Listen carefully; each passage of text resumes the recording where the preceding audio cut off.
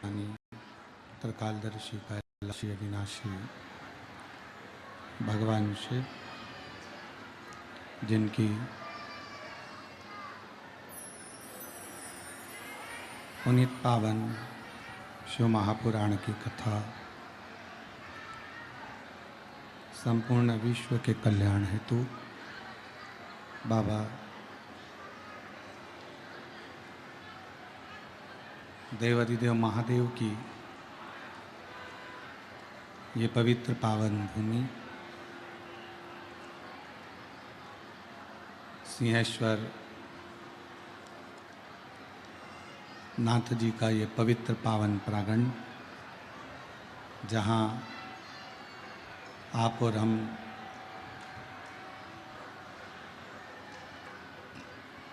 शिव महापुराण की कथा का दिव्य और भव्य लाभ ले रहे हैं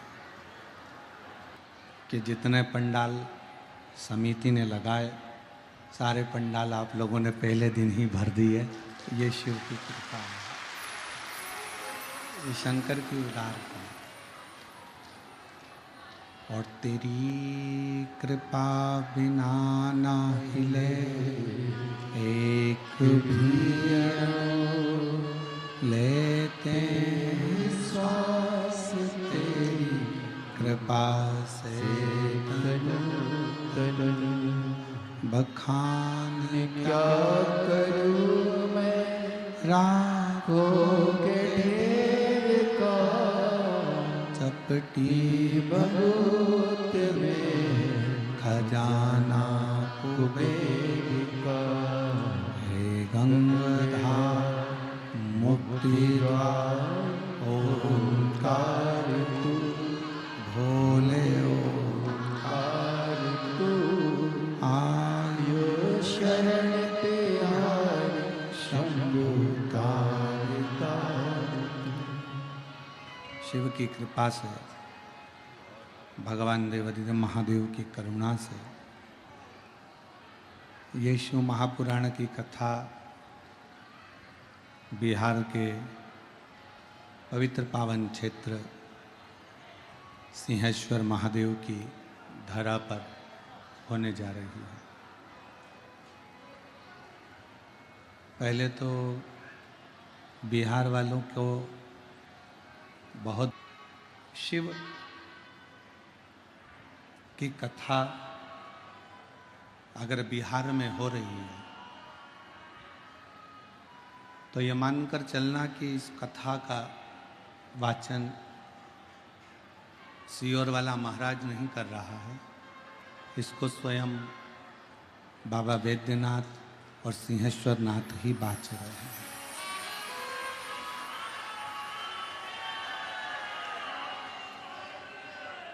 आप कथा के पंडाल में जितनी भी जगह आप लोगों ने कथा सुनी है,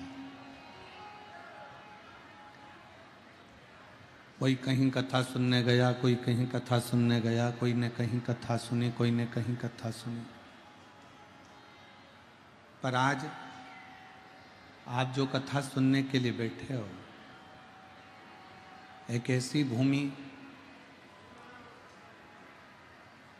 जिस भूमि पर श्रृंगी ऋषि ने भी तप किया, जिस भूमि पर दधीचि ऋषि ने भी तप किया, जिस भूमि पर स्वयं ब्रह्मा, विष्णु और महेश इस पवित्र धरा पर आकर तप साधना में लीन होते हैं, ऐसी पवित्र भूमि है सिंहेश्वर नाथ की भूमि। और उस पवित्र भूमि पर भगवान शिव की कथा श्रवण करने के लिए आप आए हैं। हमें तो लग रहा है आप कथा सुनने के लिए नहीं आए हैं, स्वयं 33 कोटि देवता इस कथा का श्रवण करने के लिए बिहार पधारे। और मेरे भोले तेरा सहारा, मेरे भोले तेरा सहारा,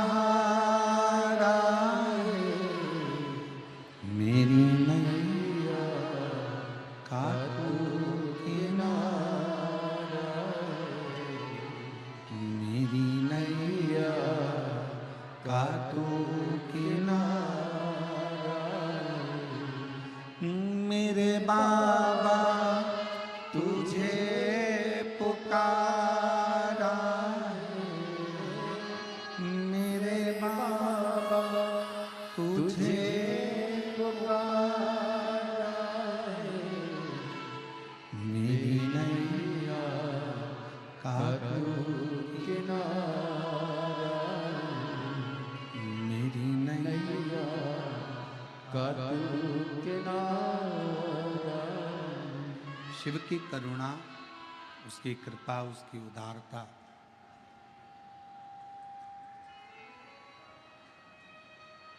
आप जितने भी बैठे हो ना, आप लोगों ने जरूर शंकर भगवान को एक एक लोटा जल बहुत ज़्यादा चढ़ाया होगा, इसलिए शिव जी ने ये कथा यहाँ करा।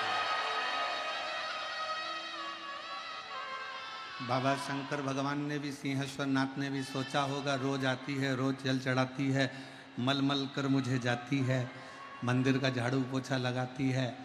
और देखो शिव जी की कितनी बड़ी कृपा है कि इतने दिनों से बिहार में ऐसी गर्मी पड़ रही थी, ऐसी गर्मी पड़ रही थी, और उस गर्मी में भी कथा होने के पहले बाबा ने जितना जल तुमने चढ़ाया उससे पहले उसने तुमको नहलाया, और नहलाने के बाद छाँव कर कर, बादलों के आगे छाँव कर कर ये शिव महापुराण की कथा श्रवण करने के लिए आपको बैठाया। ये उसी की उदारता, ये उसी की कृपा है। जिस कथा को आप और हम श्रवण करने के लिए बैठे हैं, ये स्थान और ये कथा कोई साधारण नहीं। जितने शिव भक्त आस्था चैनल के माध्यम से कथा को सिंहेश्वर नाथ जी की पवित्र धरा से सुन रहे हैं, बिहार की इस पवित्र भूमि से श्रवण कर रहे हैं, बड़े दिल से सुनना। और मेरा विश्वास कहता है कि सिंहेश्वर नाथ जी के मंदिर तक कोई आता है तो देवाधिदेव महादेव उसकी झोली ब्रह्मा विष्णु महेश भर देते हैं। उसी तरह अगर बिहार सिंहेश्वर नाथ जी की इस पवित्र धरा से शिव महापुराण आपके घर तक पहुंच रही है तो जरूर शिव की कृपा आपके ऊपर हो। ये 24,000 श्लोक का ये अपार समुद्र है शिव महापुराण की कथा। और इस 24,000 श्लोक की इस शिव महापुराण की कथा में से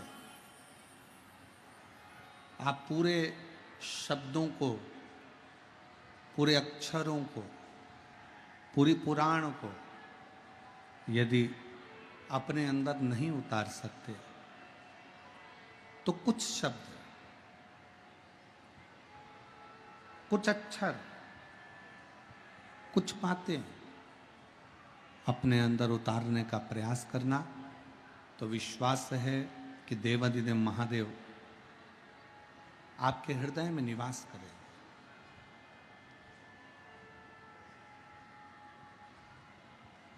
शिव करुणा सागर है। ब्रह्मा ब्रह्मलोक में है, भगवान विष्णु वैकुंठ लोक में, पर मेरा देवाधिदेव महादेव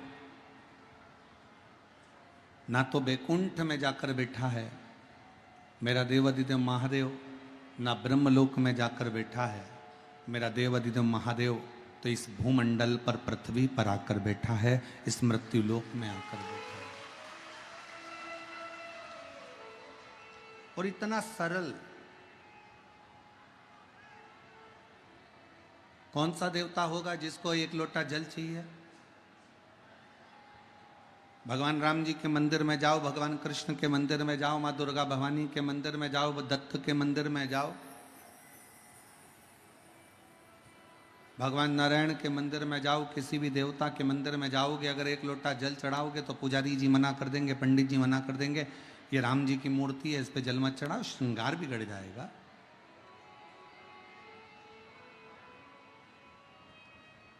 भगवान कृष्ण पर यदि आप एक लोटा जल चढ़ाएंगे तो पंडित जी मना करेंगे, पुजारी जी मना करेंगे, भगवान पर जल मत चढ़ाओ, भगवान का श्रृंगार बिगड़ जाएगा।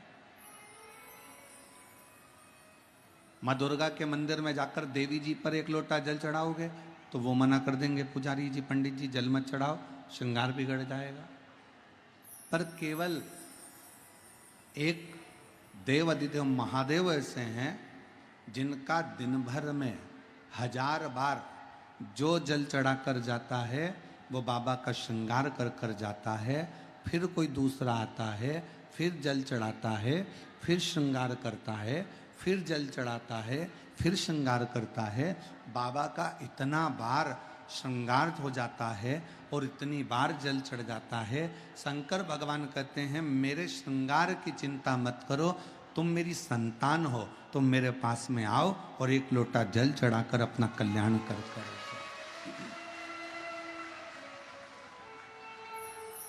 बोल बम का नारा है, सारी समस्या का हल श्री शिवाय। शिव के पास में आओ, भगवान शंकर के पास आओ, शिव के नजदीक में जाओ।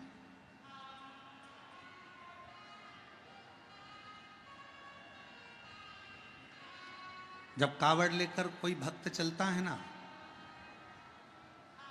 और कावड़ कंधे पर होती है, गंगा जल भर लेता है और बाबा बैद्यनाथ जी के लिए, बाबा धाम के लिए निकल जाता है या सिंहेश्वर नाथ के लिए निकल जाता है। मंदिर में बहुत भीड़ है, मंदिर में लाइन लगी हुई है, बहुत भीड़ है, बहुत ज्यादा भीड़ है। और इतना भीड़ है कि वो कावड़ लेकर पहुंच भी गया ना, और मंदिर के अंदर पहुंच नहीं पा रहा। मंदिर के बाहर बड़े बड़े पीतल के, तांबे के, स्टील के पात्र लगा दिए जाते हैं कि पानी इसमें डाल दो, वो सिंहेश्वर नाथ पर पहुंच जाएगा, वो बाबा बैद्यनाथ जी पर पहुंच जाएगा। अब शिव भक्त को क्या लगता है, भगवान शंकर के भक्त को लगता है कि मैं इतनी दूर से गंगा का जल भर। पार्वती, जब किसी भक्त के हाथ में एक लोटा पानी, एक लोटा जल अपने घर से निकलते समय उसके हाथ में जब रहता है, शंकर जी कहते हैं उसी समय मैं उस जीव का कल्याण कर देता हूं और वह मेरा पुत्र कहलाने लगता है। मैं उसका कल्याण कर देता हूं और वह मेरा पुत्र बन जाता है। और मैंने तेरे ही भरोसे, मेरी बिहार की जीजियों को, मेरे बिहार के जीजाओं को, मेरी बेटियों को, बेटाओं को, मेरी माताओं को, अगर कथा की एक एक लाइन याद है ना तो साथ में गुनगुनाया करो। मैंने तेरे ही भरोसे, मैंने तेरे ही भरोसे, हवा बीच उड़ती जावागे, बाबा डोर हतो छड़ी ना कटी जावागे, भोले मैं तेरी भक्त, शंभो मैं। तेरी भक्त। हम शिव के आश्रित होकर चले।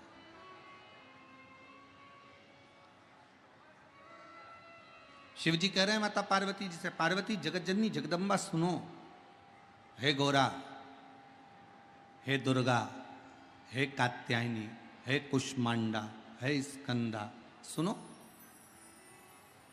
एक भक्त जब मेरा होकर चलता है, एक भक्त जब मेरा नाम लेकर चलता है, एक लोटा जल लेकर जब वो अपने घर से चलता है, उसके घर की जितनी चिंता, उसके घर का जितना टेंशन,